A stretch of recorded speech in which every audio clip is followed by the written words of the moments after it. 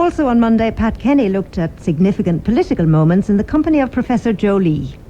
Last November, in the Dáil, I said that it was our intention to give a substantial permanent reduction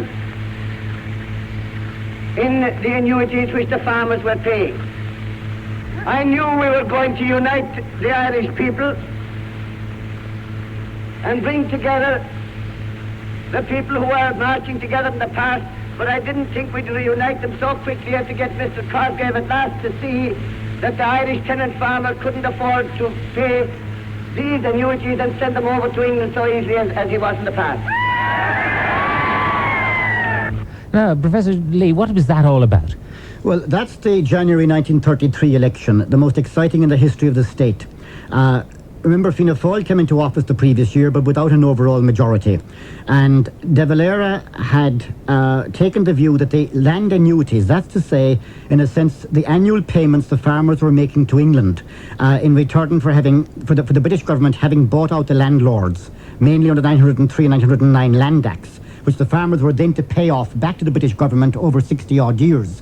Dev took the view, putting it bluntly, that the land was ours in the first place, and why should we have to pay the British government for our own land? So he was proposing to stop the payment of the annuities. He refused to pay them in 32. The British government in turn slapped retaliatory tariffs on Irish imports into Britain, and that began the economic war. And then Dev called a snap election for January 33, contrary to the advice of his cabinet, and it's worth bearing in mind, Pat, what might have happened if he'd lost that election. But anyway, he called it. He won a famous victory, an overall majority for Fianna Fáil for the first time ever, on a turnout of, I think, 81.3%. Can you imagine that in a January election with virtually no motor cars, polling booths miles away over much of the country, and so on? So this is at the high point of a very heated election, and he's justifying the annuities. And he's getting a dig in at Mr. Cosgrave, who was much more sedate and, from a British point of view, much more responsible in observing all the procedural niceties about these matters. So that would have had a huge impact on the listening public. Oh, absolutely. And remember that De Valera, the listening public is hearing him for one of the first times, really, on radio. Also, even in Drumshanbo, you heard the cheers and so on.